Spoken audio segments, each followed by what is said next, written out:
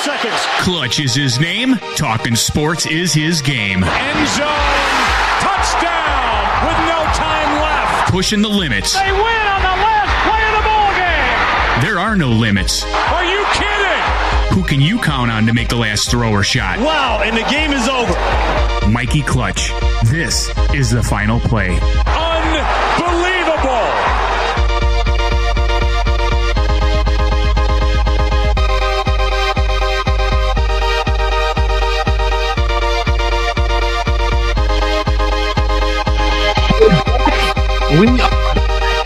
Welcome into the final play of Mikey Clutch. I am your host, Mikey Clutch.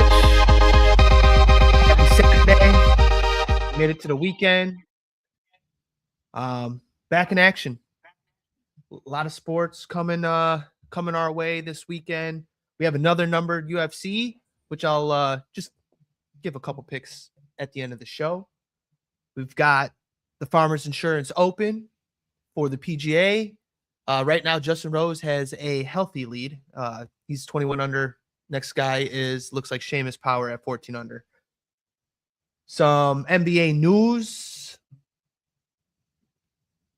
Big time news for Milwaukee fans. And then our Super Bowl matchup is all set. And I'll start there. Start with the Super Bowl. It is going to be the Seattle Seahawks and the New England Patriots. Looks like we get this matchup again years later. Not going to talk too much about the Super Bowl matchup because I do want to have another pod on Monday. And then obviously next Saturday will be the bulk of the Super Bowl, my takes. And I'm thinking Monday, maybe like a special prop episode. I was going to do that today, but the props aren't really up there on the sports books. So we'll definitely props are always fun. So we'll get into that. But I just real quickly about the Super Bowl matchup. You got the Patriots, which this is like their 12th Super Bowl appearance in franchise history. We know the history. Looked like Bill Belichick got snubbed this past week as a first ballot Hall of Famer. My quick thoughts on that. I don't understand why he wouldn't be on the first ballot. I know the excuse is, Spygate and Deflategate, but I mean, he still won Super Bowls besides that, and really Deflategate, like, who cares about the footballs, to be honest? I really don't think that advantage was so clear cut. But I don't know. You got the most playoff wins, most Super Bowl wins, clearly. And then he also won as an assistant with the Giants back in the day. So I don't know. He's got a total of 8 Super Bowls. I don't know how you keep a guy like that out. And it looks like, is Tom Brady going to face the same scrutiny and criticism? That remains to be seen, but I don't know. I agree with everybody else's takes over the past week on all the outlets. It's a clown show over there, the voters. And yes, the NFL, I think, is probably the most prestigious Hall of Fame to get into, like the NBA, or I'm sorry, the Pro Basketball Hall of Fame or Basketball Hall of Fame. Anybody gets in. But I don't know. I don't think he deserved that, and he should be in first ballot. But going back to the Super Bowl, Sam Darnold, what a story there. Facing the Patriots, where the famous "I'm seeing ghosts" line came from. So he gets kind of redemption there. Now, I know the Seattle defense, really hot, looking like the best defense, but we'll see what Drake May can do. Because 23-year-old, I mean, baby Brady? Question mark? I don't know. We'll see. But you'll get more of my preview and analysis Monday and next Saturday on that. As I said, we'll see if Justin Matthews joins Monday. But either way, probably going to have a Monday pod. But moving on, because the big news is in the NBA right now. And Giannis, the Bucks, probably going to part ways here soon. And it's about time. I just think they tried to put the pieces around him ever since that, title team and just couldn't do it. It's a lost cause. And without him, Bucks are probably one of the worst teams in the league. So you know how much he means to them. He's just been in and out of the lineup this year. But, I mean, the Dame Lillard kind of experiment seemed like a failure because he was never really fully healthy, and they just didn't make it very far. And honestly, partly, I think some of that is Doc Rivers' fault. So he's never really been, other than the big three for the Celtics, hasn't done anything successful really in the playoffs with a team. So I think kind of Giannis was kind of doomed after, what was it? They fired wow. I'm blanking on the coach's name after winning a championship. But anyway, finally going to field trades, and there's some big offers on the table for Giannis, as there should be. Now, potential spots: Golden State Warriors, Miami Heat, which is very interesting, and then the New York Knicks, and maybe Minnesota Timberwolves. Out of all those spots, I probably would want to see him with the Heat. I don't want to see him with the Knicks. I think obviously the Knicks would be the favorite in the East, which they were kind of picked to be the favorite after the Tatum news last year going down, and they came into the season after how successful they were, making it to the conference finals. And they had some big hype, but hey, listen, Knicks fired Thibodeau, and you're seeing what happens. And I was kind of surprised they went with Mike Brown in the offseason. They're underperforming. They're starting to play better as of late, so they might get things going, but Karl Anthony Towns isn't the same as he was last year. Unfortunately, Hart missed some time. He's back, but I don't know, there's just some inconsistencies with the team, and defensively, they just don't look the same as they did, obviously, under Thibodeau, who I think should be a head coach easily right now in this league. But yeah, I don't want to see him go to the Knicks. I think Miami would probably be my number one choice out of those four teams. And then Minnesota. Him with Ant. And if Minnesota was able to keep Julius Randle and keep him out of that trade, because I think you'd have to probably put him and Gobert as far as like contracts wise to match that. And obviously with the Knicks, it would probably, I think everybody's saying Karl Anthony Towns and maybe another piece. Or actually, I think they can do that one straight up, if I'm not mistaken. But Golden State would be fun just to see if Curry one more chance. I think Butler would be in that trade then. And then which one? And then I said that those are the four. Now, where I would like to see him, and this team's already been playing really well, has already shown that they can beat the defending champs multiple times. It would be somehow if the Spurs can get them. Now, I know it's Wemby's team, but pairing those two on the same team defensively would be a nightmare. And I just think they have enough shooters around to where, and Wemby's kind of a shooter. He's a stretch five. So having Giannis who can attack the basket, and then you have these two guys on the defensive side in your front court, it's just going to be very hard to score in the paint on them. And we know that the OKC Thunder, Shea's mid-range game and getting to the basket and drawing fouls is a big part of his game. So if you can neutralize that with those two just beasts down low, would be pretty cool to see. I don't know. That's my dream matchup. It's probably not going to happen. Now OKC defending champs, yes, but you know how many pieces they have that they can get rid of just to go get him. I think Sam Presti would probably at least think about it, but they might be happy with how they're set for the future. They have so many picks now. They had the Clippers first round, which was looking like it was going to be a top 5 pick. But as I said last pod, Clippers are kind of my team to watch out for after that really bad start. But I don't know. We'll see what happens. Hopefully it happens sometimes this year before the trade deadline, and he goes to a contender, because he's definitely pushing for a title, right? And man, if he can get another one somewhere and help one of these teams that are in contention, would be crazy. Would be cool. He's definitely going to help somebody wherever he goes, because he's Giannis and he's kind of unstoppable. So yeah, my dream team would be the Spurs, but we'll see if he goes to Miami Mini, the Knicks, or Golden State.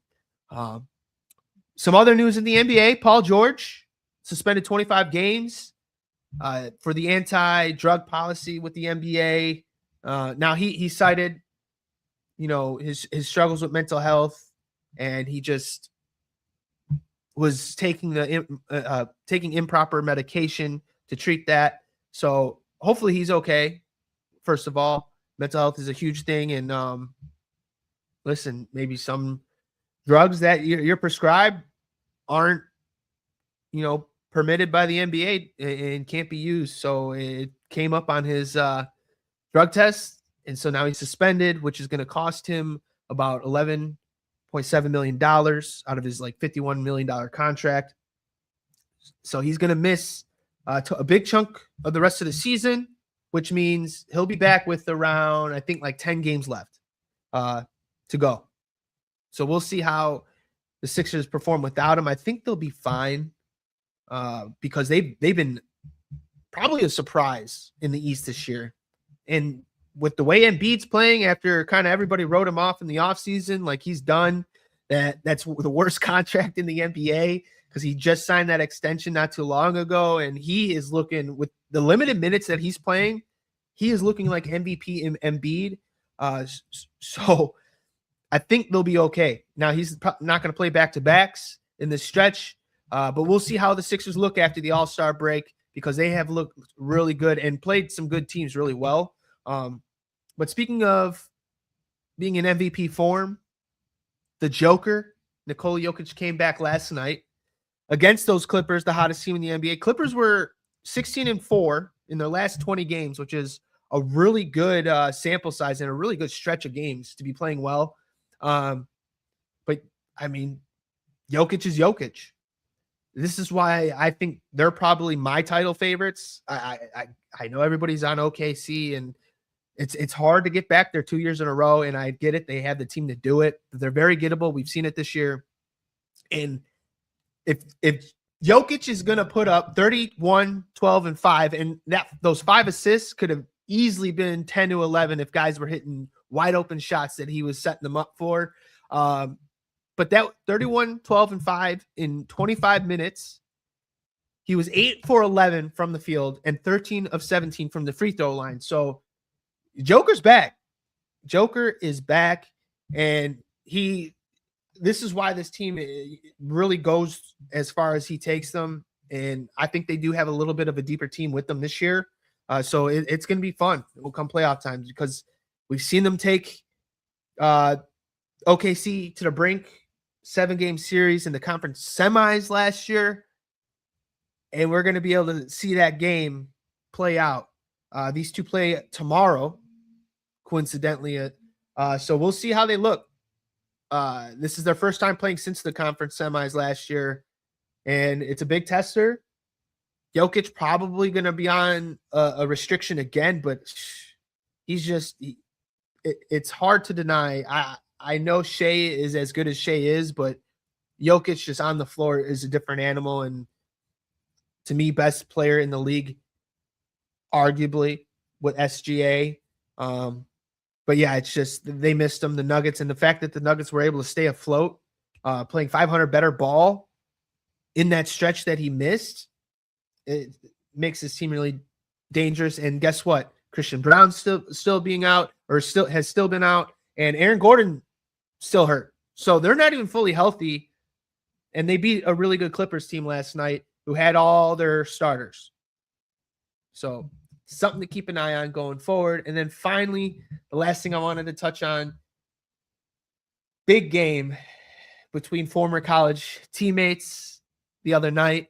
Cooper Flag, Con Knipple giving a show on Mark Aguirre jersey retirement night, which was kind of spoiled by Knipple at the end of the game. Gets that game-winning layup against Cooper Flag. Well, I think he got fouled and then hit the free throws. But Cooper Flag, man, 49 points. And he was just hitting everything. I think he was like 20 for 27, 20 for 29. So that kid's been balling as a rookie. Doesn't look like a rookie at all. He's going to be fun. He is definitely delivered on the hype. I think probably the last person with this much hype being drafted at the number 1 spot was Zion. And, he looks great when he plays and when he's fully healthy and he's out there, but kind of a disappointment as far as number 1 pick standards go. And Cooper Flag has answered the bell and has looked good consistently and is kind of the reason why this Dallas team, with how much time Anthony Davis has missed and not having Kyrie Irving for the whole year so far, this team is in contention for a play-in spot. And to get the number 1 pick, you got to be you had to be pretty bad the last season, the previous season. So they're looking decent. And we'll see if Kyrie comes back, how that goes. Another guy who was looking like he was going to come back was Jason Tatum. Now he's having second thoughts. I think he'll be back though. I don't think he's going to work this hard and train his ass off and kind of put the PT in on his Achilles to not play if this team, the Boston Celtics, is going to make a run in the playoffs. So we'll see the last couple weeks of the season if he gets back in just to kind of get some reps, get into game shape, see how he looks, and see if he's going to be sore after these games, because he's definitely going to want to test it. You don't want to test it in the playoffs because it's just the intensity and just the beating the body takes in those type of games, because you're going balls to the wall for potentially 7-game series, and you're not getting too much rest in the playoffs as well. You're getting like a night off sometimes too, but with that intensity, it feels like you're not really getting much.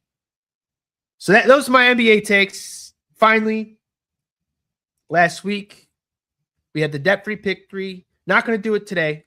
I don't want to pick 3 NBA games because we saw how that ended up last week when I picked the Sixers. So I am, surprisingly, 33-33 on the year, which is kind of nuts. I'm exactly 500 in NFL picks, and I'll give my pick next Saturday for the Super Bowl, because I'm either going to finish above or below 500. There's only 1 game left in the NFL, but we'll get to that later. Last thing I kind of wanted to update on or touch on was the UFC. We get 2 numbered fights or events in a row. I can't even call them pay-per-view. I wanted to so bad, but it's kind of nice not having to the feds listening, illegally stream. So it's nice having it on Paramount. Don't have to worry about what I just said. So that's nice. And last week, somewhat of a dud until we got to the final fight, the main event. Now, the Sean O'Malley fight was pretty good too. He looked good. He's quick, man. He's quick. But the Paddy Pimblett and Justin Gaethje fight was really good. I was rooting for Paddy. He unfortunately lost, but that dude can take a beating. Wow. That's what kind of impressed me most in that fight. Gaethje was just wailing on him, and almost it looked like a couple times almost had him on the floor out for the count, but he definitely doesn't get knocked out, which was it was fun to see. And then my other guy, Ateba Gautier, I was hyping him up on the show last week, and I thought he was just gonna finish this dude quickly. And he knocked his opponent down on the ground a couple times, got a couple knockdowns, still won by unanimous decision, but it was not a strong showing like I thought it was going to be, just because how all of his fights have looked up to that point. He just was a dominating force. And we'll see. He probably just had to get that fight out of the way. The other guy really took a punch. I already forgot his name, but overall, it was probably a good thing to get under his belt. Is like one of those, all right, well, I'm not going to finish everybody, because he was 8 straight finishes. I want to say 7 straight in the first round. So you're bound to not be able to finish everybody. But tonight we have Lopez and Volkanovski and Lopez round 2 for the title in the featherweight division. Now, Volkanovski, he won the last fight. I believe, was it by... I had my homework, but I didn't write it down. Where's he at? I think he beat... it was by decision, I'm pretty sure. Yeah, unanimous decision. So it went all 5. We'll see how this one goes. Now, he's been knocked out the 2 times before that. But I know one of them was he went up in division. He fought lightweight. So this is featherweight, staying in his own division against Lopez. But we'll see. I'm rooting for Lopez in this one. I just like his style a little bit more. Volkanovski is definitely a force and a really good fighter, as obviously all these guys are. And then probably the other fight I was looking at this card, I'm not too familiar with these fighters. Obviously, Dan Hooker and Benoit St. Denis is the co-main event, one right before Volkanovski and Lopez. That'll probably be a good fight too, but we'll just see. Very new to UFC, watching it this consistently. Probably started watching it in late September, October. So now I'm just learning these fighters as I see some of these guys fight ever so often. So that's my take. So I'm probably going to pick Volkanovski. I'm thinking with my head, and then probably St. Denis St. Denis in the other fight would be my picks. But now who I'm rooting for, obviously Diego Lopez, like I just said. So that's going to do it. Quick pod today. Because when there's no NFL, I don't know. It's hard to just go into detail yet. Until the Super Bowl is over, then I will start deep diving in the other sports. I mean, the NBA, it's not even all-star break yet. So, yes, games matter, but there's still so much season left in the NBA that a lot can change from now until then on where these standings are. Golf, major season starts in April, but you have the Players. It's probably the biggest one before the majors. So that's not for a couple months. Guys are just still getting going, but Scottie Scheffler wins again last week. First start, he's now 1-0 on the season in golf. He's just, I don't know what you do. If he's gonna, now remember he was hurt last year, so he didn't play like for the first month. Took him some time to get back in the groove, and I think with him, because he wasn't able to work and train like he usually does going into last season, and it showed. He kind of was off to a slow start, but he's looking like the world number one that we're used to seeing the last 4 years now, 3-4 years going on. So the Grand Slam this year is very much a strong possibility. And I think he's going to get it. I think he's probably going to win another 2 majors this year, at least. I'd be hard-pressed to say that he wins more, but I don't know. It's Scottie Scheffler. Anything's possible with this guy playing the golf the way he is. Brooks Koepka, though, coming back. He did make the cut this week. He's the first live guy to come back to the PGA. Kind of started some other guys following his lead, which Patrick Reed, probably the next big name. I think he's going to be eligible to play next season. Now, I believe it was the CEO or the president of the PGA did say this is not going to be an extended window for guys to come back from Live. So it's kind of now or never. I think the cutoff is either the 2nd or 9th of February for guys to apply for kind of reinstatement to come back to the PGA. Now, of course, the big three that I most wanted to see back already declined that last week, and that was Rahm, Cam Smith, and Bryson DeChambeau, which Bryson probably the one I wanted most out of that. But we'll see. We got Koepka, big name, big major winner, coming back to play in events other than the majors. So we'll see. And then, unfortunately, Xander Schauffele, his 72 straight cut streak was ended this weekend, ended yesterday, did not make the cut at the Farmers. So that's unfortunate. But anyway, that's going to do it for me. That's going to do it for the final play. I will see y'all Monday for the next pod. Don't miss. Hopefully Justin Matthews is back, but we'll see. Have a good one.